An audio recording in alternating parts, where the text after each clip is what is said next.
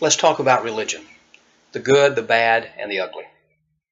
If your religion gives you hope, it teaches you how to love, and it admits that it doesn't have all the answers, then it's good religion. Good religion gives hope.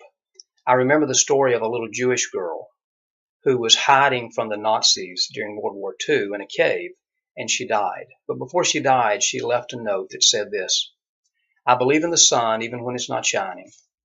I believe in love even when I'm not feeling any. And I believe in God even when He's silent. She never lost hope. In spite of all the evil and all the suffering in the world, your story and my story will have a happy ending. The world needs hope. Good religion also teaches you how to love. We're all connected.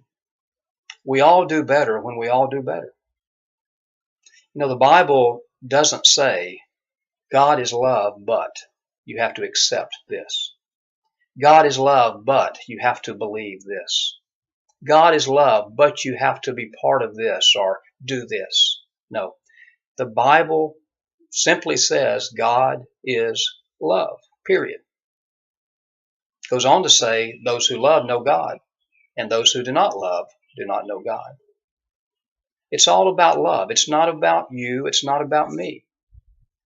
Love means that there are times when you and I have to stop exploiting and neglecting people.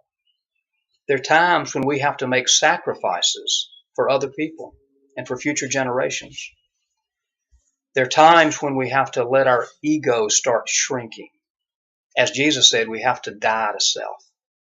Or as Buddha said, in another sense, there is no self.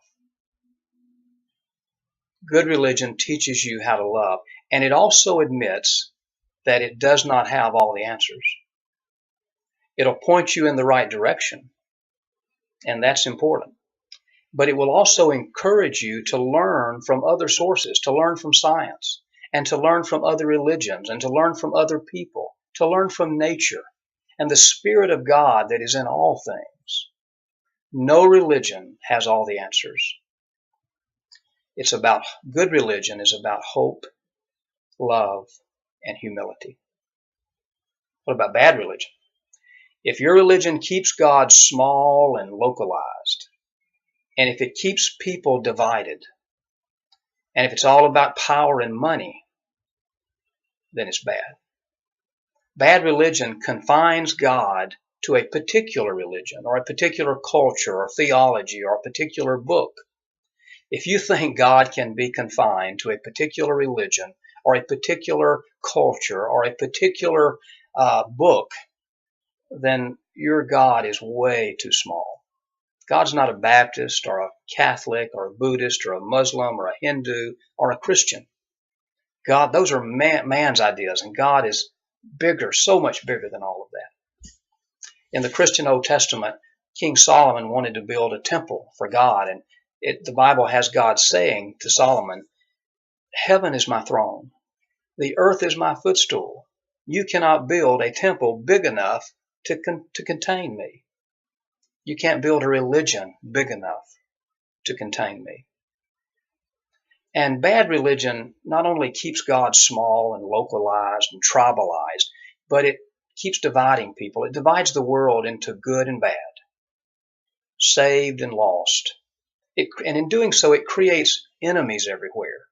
It makes us not trust each other and have enmity between each other. You know, Jesus prayed that we would all be one. And He said a house divided can't stand. He said, love your enemies. Pray for those who persecute you.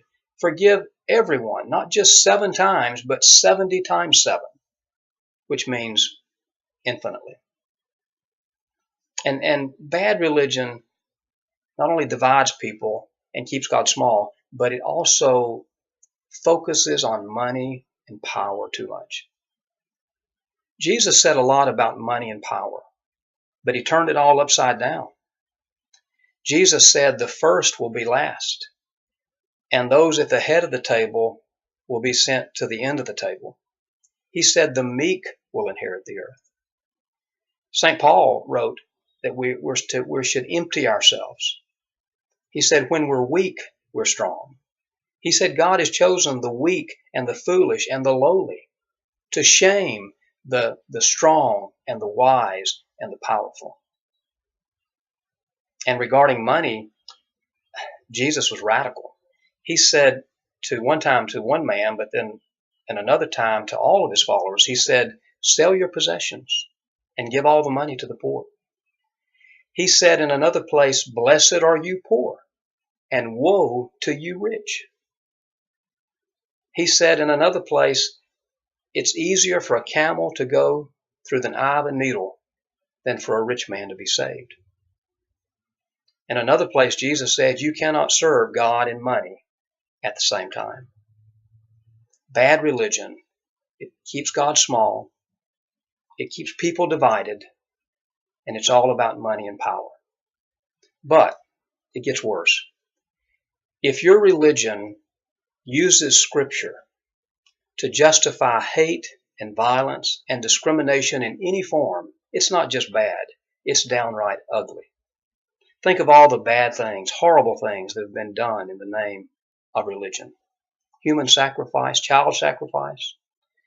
Even the Christian Old Testament tries to tell us that God told the ancient Israelites to go into Jericho and other places and destroy every man, woman, and child. I think Jesus would challenge that. Think of what we did to the Native American Indians just 150 years ago.